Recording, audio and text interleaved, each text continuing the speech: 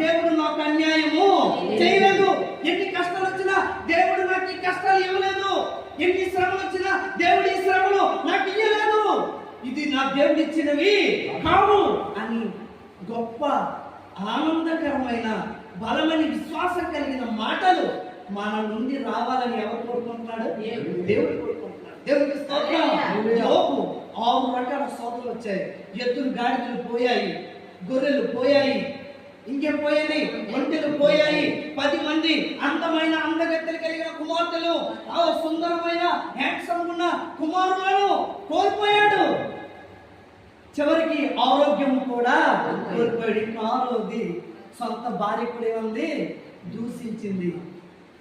సొంత భార్య నుండి కూడా శోధన ఇద్దరు. ఇంటి వద్ద శోధన రాదా? వస్తాయి. బిడ్డలతో శోధన రాదా? మనకి వస్తుంది. భార్యతో మనకి శోధన రాదా? వస్తుంది. భర్తతో శోధన రాదా?